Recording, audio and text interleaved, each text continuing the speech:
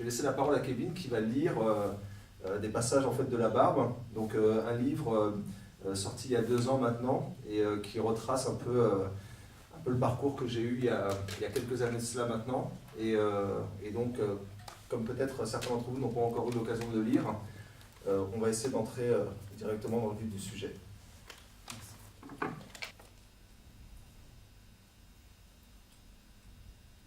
Les voies du Seigneur sont impénétrables. Celles qui mènent à la mosquée, beaucoup moins. Si nombre de prophètes et d'apôtres ont trouvé Dieu au détour d'héroïques chemins, mon itinéraire a été moins sinueux. Une station de métro a suffi à nous réunir. J'ai simplement accepté l'invitation d'un ami. Il y a du thé et des cacahuètes, a fini de me convaincre d'enfiler un short, des claquettes et ce t-shirt, souvenir des coffee shops d'Amsterdam, sur lequel un doc de cartoon indiquait ma férocité latente et mon appartenance à la secte des Hashichas. N'ayant jamais mis les pieds dans une mosquée, je ne savais pas ce que j'allais y trouver, mais parfaitement ce que je fuyais. En ce mois d'août 95, où la plupart des caravanes ont déjà franchi la Méditerranée, seuls demeurent à Ménilmontant quelques irréductibles Gaulois. Il faut dire qu'à l'époque, notre village résiste toujours au développement urbain. Pendant les grandes migrations estivales, sa zone sec. Personne au parc de Belleville, personne non plus dans l'unique bar à chicha du coin, refuge d'exilés échoués en bordure de la capitale nord-nord-est. Sur le boulevard, une poignée s'adosse à l'ombre d'une célèbre enseigne d'électroménager. Le bas 20e est une épave. Nous avançons de bâtiments décrépits en chantier de rénovation. J'ai la chance d'habiter une des toutes premières HLM, solide comme ciment. Mais la plupart de mes voisins n'ont ni chiottes, ni eau vive. À mesure que nous approchons de la maison du grand architecte, j'ai de moins en moins envie d'arachide. Je prétexte l'inadéquation de ma tenue, mais mon pote me rassure. Dieu est miséricorde. Trop tard pour reculer. Sur une dizaine de convives, la moitié porte la barbe et l'habit musulman. Un mixte entre la tunique héritée de l'arrière-pays pakistanais et la robe de l'homme d'affaires saoudien.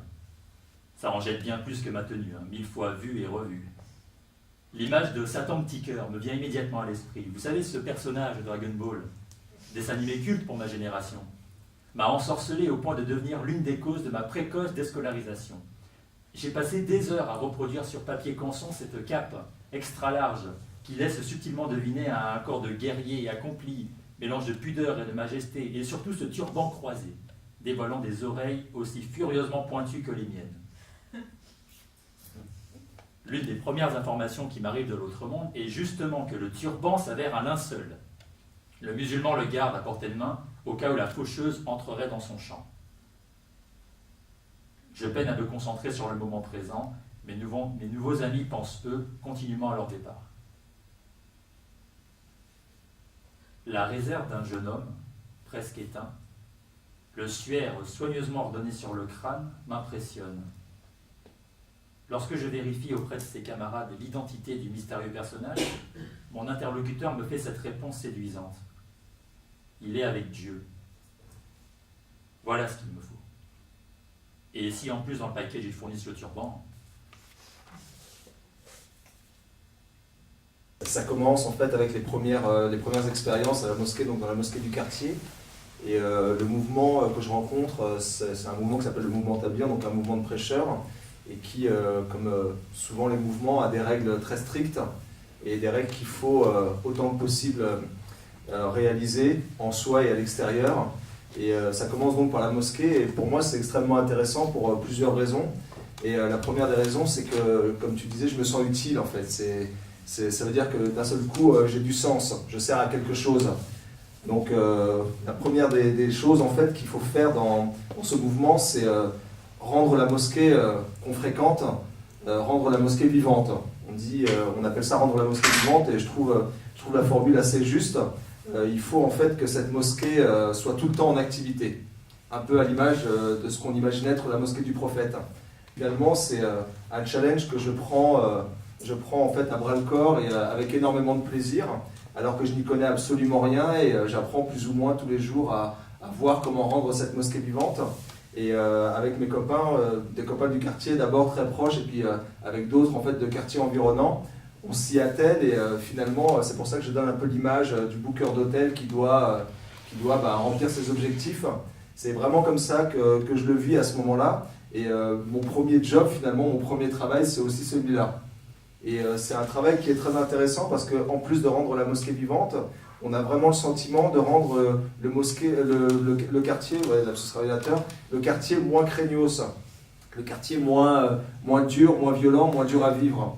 Et finalement, ça devient une espèce de soupape pour beaucoup de jeunes en fait, qui sont dans ma situation, enfin dans la situation dans laquelle j'étais il n'y a pas si longtemps que ça. Et je suis celui qui leur sert de porte d'entrée.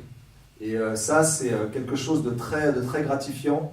Et c'est quelque chose qui continue de poursuivre, en fait, qui continue en fait de fonder ma légende. Et je deviens celui dont on parle. Si voilà, un jour tu as quelque chose qui ne va pas, tu as un problème, ou alors tu as envie de souffler un peu de la violence de la rue, tu sais que tu peux aller voir Omar à la mosquée. Et puis là-bas, on y mange les fameuses Pringles. Faut peut-être pas faire de pub, mais bon, hein, les chips avec le logo moustachu. Et on y parle jusqu'à pas d'heure parce que souvent les jeunes dans les quartiers sont des oiseaux de nuit. Et nous, en fait, la mosquée est ouverte à n'importe quelle heure. Il nous est arrivé très souvent d'aller justement à la rencontre des jeunes du quartier et d'ailleurs aux heures où personne ne va les voir, mis à part la police. Et finalement, de les ramener un peu avec nous et de rester 1 heure, 2 heures, peut-être toute la nuit. Parfois, certains restaient plus longtemps. Et en fait, j'ai vraiment le sentiment, déjà de récupérer un peu, voire beaucoup d'estime, et puis de me rendre utile.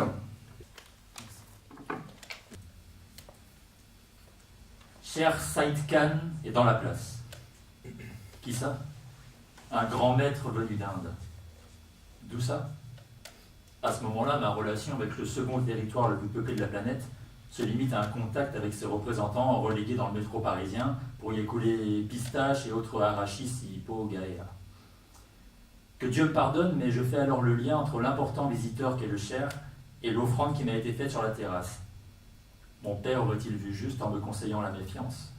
Toute cette ferveur masquerait donc un réseau œuvrant pour l'empire de la cacahuète.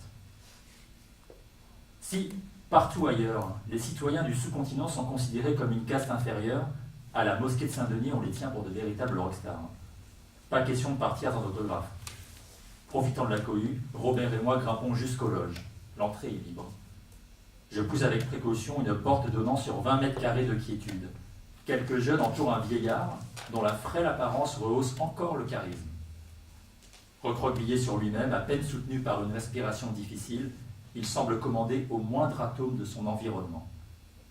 Ses yeux bleus, délavés par la veille et les larmes, nous scrutent. Aimantation instantanée. Cette fois, ce ne sont ni le turban ni la poitrine gonflée sous la robe qui me saisissent. Devant l'attraction céleste, les pâles appâts des bavards s'évaporent. Un peu d'entraînement suffit à les égaler. Ils aveuglent, mais n'éclairent pas longtemps. Au contraire de cet homme, agenouillé légèrement de côté, indifférent au tohu-bohu que génère sa seule présence. Le suivre, gagner la première agence de voyage, devenir son élève, là où même les vaches sont sacrées. Est-ce que vous pouvez nous expliquer un peu quelle était votre formation là-bas, en quoi elle consistait et sur quoi elle reposait? Oui, bien sûr. En fait, donc, comme je vous le disais, c'est un mouvement donc, qui a ses règles. Et la formation, en fait, il faut apprendre à devenir un prêcheur. Et apprendre à devenir un prêcheur, ça se fait autour de ce qu'on appelle les 6 qualités. Donc il y a 6 qualités que tout croyant, tout bon croyant doit avoir. Donc il y a la foi, la première des qualités, qui est un peu centrale. Et il y a la prière avec concentration et dévotion, la science et la vocation, la générosité, la sincérité, le prêche et l'effort en fait sur le chemin de Dieu. Et en fait, tout tourne autour de ces 6 qualités et tout le programme en fait de la journée, parce que c'est aussi ce qui est intéressant et ce qui est plaisant à ce moment-là, en tout cas pour moi, c'est qu'on n'a pas 1 minute à perdre dans le planning de la journée. On passe en fait la journée à faire quelque chose dans ce sens-là.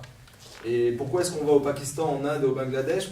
Déjà parce que les maîtres en fait de ce mouvement y sont, et que eux en fait on les conseille à travers leurs discours et ce qu'on appelle les hidayat, d'ailleurs les conseils en fait à travers leurs discours, on apprend justement à améliorer un peu son activité. Et c'est pour ça aussi que je donne l'exemple un peu du booker d'hôtel, parce que c'est un peu comme des séminaires de boulot. Et c'est quelque chose finalement qui a duré une année, avec les voyages qu'il y avait, les 3 jours à la mosquée, dans d'autres quartiers, les 40 jours, etc. Parce que quand on est dans ce mouvement-là, il faut sortir en fait à l'extérieur, donc sur le chemin de Dieu, autant que possible. Et il faut sortir autant que possible jusqu'à avoir le droit d'aller donc au pays de Shir Saïtran. Et Shir Saïtran, en fait, ce shir, donc j'ai vraiment voulu lui consacrer un chapitre parce que pour la première fois, j'ai véritablement été bouleversé par quelqu'un en fait, j'imaginais même pas que quelqu'un comme lui pouvait exister. Hein. Vous savez, c'est ces vieux maîtres indiens avec le regard délavé, la barbe blanche, enfin l'air complètement ailleurs. Et moi qui suis un grand fan de Dragon Ball, comme on en a un peu parlé avec Satan Petit Cœur, et voilà, il y a toute cette image et toute cette imagination qui se met en branle à chaque fois. Et finalement, la mosquée, ça devient, au-delà d'un endroit où je me fais du bien, c'est un endroit aussi qui nourrit mon imagination et mon imaginaire. À un moment où j'ai l'impression que le monde, c'est juste mon quartier, et qu'il n'y a pas grand-chose d'autre. Et finalement, j'ai tout de suite envie de le suivre. Et avec le recul, je me rends compte que c'est aussi l'image du maître et du professeur qui me manque. Ça fait des années que je ne vais plus à l'école, et que je retrouve aussi à travers lui. Ah oui, bien sûr. Oui, bien sûr. Avec plaisir. J'avais invité dans la soirée Ahmed Mekrelouf, qui est un conférencier, donc spécialiste justement des courants de l'islam et historien. Si tu veux venir apporter un éclairage, quelques mots sur justement la question de monsieur, sur ce mouvement d'établir la différence avec le salafisme. Merci de m'accueillir en tout cas. Bonsoir tout le monde. Alors je vais peut-être me présenter. Je travaille pour Unismed, donc qui est une structure qui est née à Marseille, qui a ses bureaux à Marseille, à Nice et à Paris. Mais effectivement, il y a une question qui avait été posée par monsieur là, par rapport au mouvement Tabligh. C'est un mouvement qui est né, je crois, en 1927 en Inde. Donc d'un homme qui s'appelait Mohamed Ilyas, j'oublie toujours son nom de famille, Adlaoui ou un truc comme ça. La finalité, en fait, c'est un mouvement revivaliste. Il part du principe qu'il doit revivre comme au temps du prophète, un peu comme les salafs, qui font référence aux pieux ancêtres, sauf que leur finalité, c'est, je dirais, une forme de revivalisme, mais non violent. Ils s'interdisent toute approche politique, dogmatique et violente. Le projet au départ, c'était réislamiser les Indiens. C'était réislamiser les Indiens. Ça s'est étendu donc avec la création du Pakistan, qui faisait partie de l'Empire des Indes, à ce niveau-là. Et puis ensuite, ça s'est propagé de par le monde, mais sur un logiciel qui est plutôt pacifique, très pacifique. Et il a eu la chance de rejoindre plutôt ce mouvement-là, parce qu'il n'y a pas, je dirais, de cadre politico-religieux. Et vous parliez effectivement de ceux qui ont débarqué dans les années 80 à la faveur de la guerre contre le terrorisme en Algérie. Alors là, il s'agit des salafistes politiques. C'est les frères musulmans. Frères musulmans, aujourd'hui, si je colle des étiquettes, pour faire très simple, salafistes, alors il y a 3 catégories de salafistes. On peut le mettre dans la catégorie des salafistes quiétistes ou piétistes, du verbe quiétude. C'est la majorité de ceux qu'on va croiser dans l'espace public. Ils sont dans une spiritualité renforcée, ou on dit dans une radicalité, je dirais, spirituelle, qui s'interdisent toute forme de violence et de politique. Donc on pourrait, je dirais, le Tabligh va ressembler à ce mouvement salafiste quiétiste. Après, il y a 2 autres catégories, et là je vais vraiment schématiser pour vulgariser les choses. La deuxième, donc les salafistes politiques. Donc c'est les frères musulmans, c'est le Qatar, c'est Al-Qaïda. On va dire ça. Après, il y a ce qu'on appelle la 3e catégorie, on appelle ça, alors moi j'arrive pas à le dire, les gens disent salafistes djihadistes, moi je dis salafistes terroristes. Parce qu'on connaît la définition du mot djihad, il n'y a rien de violent là-dedans, et malheureusement, ne pas donner le bon sens au mot, c'est ajouter au malheur du monde, comme disait le célèbre écrivain dont j'ai oublié le nom. Voilà. Donc ce 3e mouvement, donc c'est salafiste terroriste, c'est l'Arabie saoudite, et c'est l'État terroriste, je ne peux pas dire islamique non plus là, excusez-moi, mais l'État terroriste. Voilà un peu, si on veut catégoriser les choses. Effectivement, le Tabligh est un mouvement qui est non violent, qui est pacifiste, et qui reprend même en Inde, je dirais, cette tradition du pacifisme hindouiste qui a donné Gandhi et le principe de la non-violence. Donc le but c'est vraiment, et c'est là où c'est intéressant, même quand j'ai lu mon livre, j'ai trouvé ça assez intéressant, c'est qu'il va fréquenter cette mosquée, mais cette mosquée elle n'est pas sur un logiciel politique. Elle est là finalement pour donner un sens et un cadre à des jeunes qui sont en recherche de cadre et qui sont en recherche de sens et même en recherche d'autorité. Toussaint 96, kilomètre 6135. Après la rencontre avec Shahid Sadkan, entreaperçu entre deux RER, l'arrivée à Karachi constitue le second véritable choc de ma vie spirituelle. Barbe olympienne et sourire bling-bling, 2 dents en or, une en argent, la partie immergée de l'iceberg. Le douanier chargé de tamponner nos laissez-passer nous souhaite la bienvenue en République islamique du Pakistan. À l'aéroport, on nous accueille avec déférence, bien calé sur la banquette en sky d'un rickshaw jaune poussin. Nous progressons à travers toute allure entre les multiples véhicules de la mégalopole, direction l'immense mosquée servant de QG aux voyageurs de notre espèce. Loin des modestes bâtisses camouflées entre 2 HLM se dresse minaret de 15 mètres et dôme grandiose. À l'entrée, un bassin, entouré de tabourets. Nous évoluons, éberlués à travers une salle de prière grande comme un terrain de football, vers l'espace réservé aux guests, les étrangers. Moi, qui à Saint-Denis pensais avoir touché la lune, je m'aperçois avec gourmandise que ce n'était qu'un léger hors-d'œuvre. La première chose qui me frappe, c'est le rythme. Bien plus lent, moins haché, plus réfléchi. À l'appel d'un muezzin répondent des dizaines d'autres. Chacun s'affaire à Dieu et nul ne se presse de rejoindre les rangs. Le plafond, soutenu par de nombreux piliers, figure un ciel à part entière, tant il semble éloigné du sol. Quelques nids, campés dans les alcôves de l'édifice, révèlent la présence de colombes, dont le chant se conjugue divinement avec l'esprit du lieu. Ni moquette, ni tapis brodé, mais un marbre rafraîchissant. Fin octobre, la température avoisine les 35 degrés, valeur de l'ombre, de l'espace. Quelques nattes, ici et là, rien de commun avec le confort parisien. Je m'empresse de prier à la dure, pour goûter aux joies du renoncement. À Calcutta, le point de rendez-vous se trouve dans la zone des ferrailleurs, que nous gagnons en calèche. Mis à part la navette spatiale de sous-marin, je crois avoir emprunté tous les moyens de locomotion possibles lors de mes tribulations asiatiques. Sous mes fenêtres, les bras desséchés de dizaines d'Indiens s'acharnent sur les débris ferreux qu'on leur livre. Matin et soir, jour et nuit, chaque instant que Dieu donne jusqu'à en crever d'épuisement. Nous restons suffisamment longtemps pour observer le manège de ces salariés du désespoir. Un concert sans entracte, auquel malheureusement on s'habitue. Harassés par des heures de torture, ils se faufilent sous le sac en toile de jute qui leur sert d'abri, où ils s'endorment instantanément. De l'enfance au déclin, unis dans la malédiction, sans un mot les uns pour les autres, ils s'accommodent du monologue qu'ils mènent avec la mitraille. Difficile de trouver le sommeil après cela, pas à cause du vacarme extérieur, mais des questions à l'intérieur. Mes 21 ans se heurtent aux damnés de la terre. Comment m'en remettre? Jamais je n'aurais pensé que l'homme puisse dénaturer à ce point son congénère. Dans mes discours, je loue sa valeur, mais la vérité c'est que je ne la connais pas. Je ne suis qu'un perroquet à la recherche d'un style, rien d'autre. C'est au cri des marteaux que je fais le deuil de mon auréole. Persuadé que le challenge consistait à endurer la douleur, j'ai cru la dompter, à force de veilles, de longues marches, d'heures passées dans la position de l'étudiant. En Inde, elle me nargue, brute, insondable, sournoise, elle tord l'âme. Regardons la vérité en face. Je ne suis qu'un embryon de croyant. Qui ne sait si à la fin des 4 mois, l'âme acceptera son corps, ou s'il deviendra un de ces morts-nés que la vie refuse. Il me faut cesser de vouloir être autre chose que ce que je suis déjà.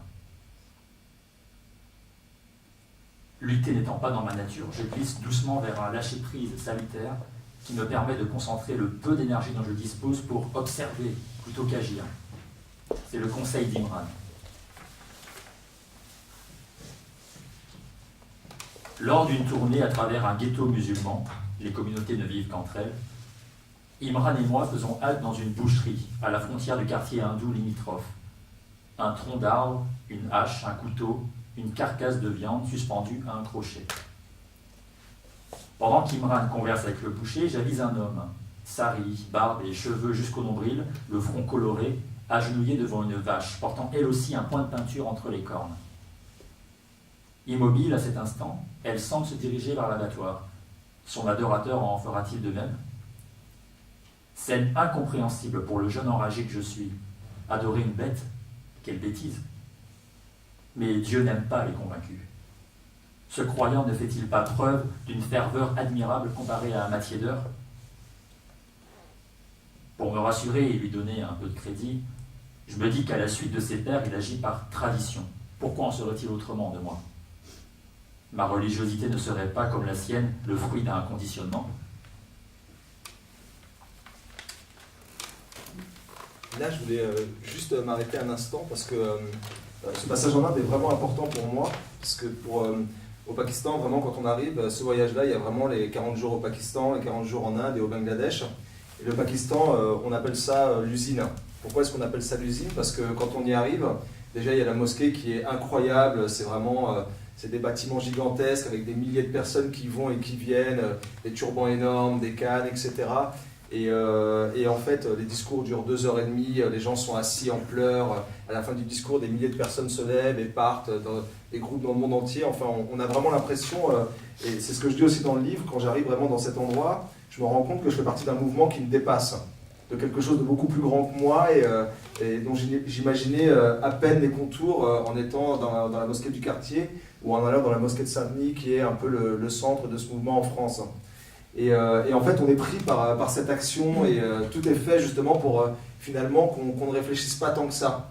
Et je pense qu'il y a une certaine sagesse à commencer par le Pakistan pour mortifier un peu son corps avant que l'âme y prenne aussi son compte. Et finalement, après ça, l'Inde arrive. Et l'Inde, pour moi, c'est vraiment... d'ailleurs, tous les voyages que j'ai faits après, je les ai seulement faits en Inde. Je ne suis plus jamais retourné au Pakistan. Je suis retourné aussi une autre fois au Bangladesh. Parce que l'Inde, en fait, c'est un pays qui m'a énormément frappé. Pourquoi? Parce que pour la première fois, je me suis rendu compte finalement qu'il y avait un monde autour de moi et que ce monde-là vivait des choses que j'osais même pas imaginer.